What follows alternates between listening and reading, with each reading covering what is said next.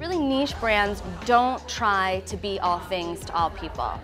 Niche brands really focus in, they come up with a really unique value proposition, again, that radical difference, and then they market it to a smaller audience, a more concentrated consumer, or a subset of a wider consumer group.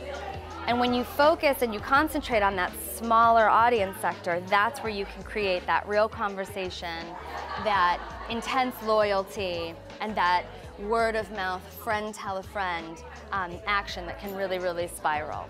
You've got to identify a trend or a white space, this void where your vision can actually kind of come in and serve that very particular need. And oftentimes I think big brands are afraid to play in that space. They're afraid to go for a smaller sector of a consumer, or they're too small, there won't be enough sales, it's not a big enough market. But really, that space is where the opportunity exists again to create that intense connection. It's a new market space, and it's really the secret to zagging, is identifying trend and white space. Basically, we spotted the social change surrounding female empowerment, female sexuality, and also there was this accelerating relaxation of social stigmas that had previously surrounded women and sex.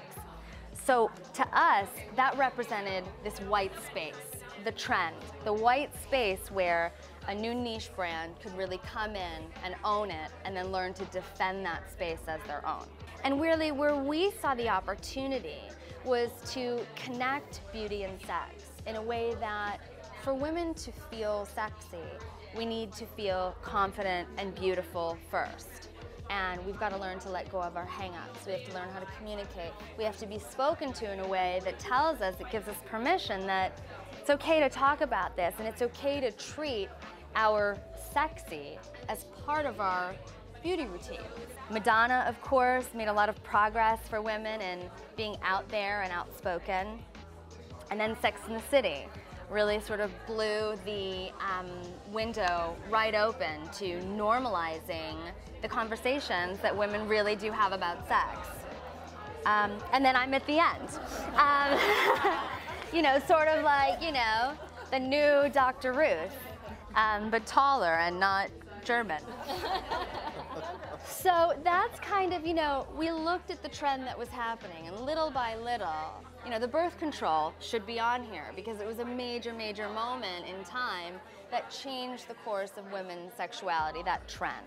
A couple of years after we started the brand, my husband came home with this book and he read it within 45 minutes and he made me read it, and it's called Zag. Is anybody familiar with Zag?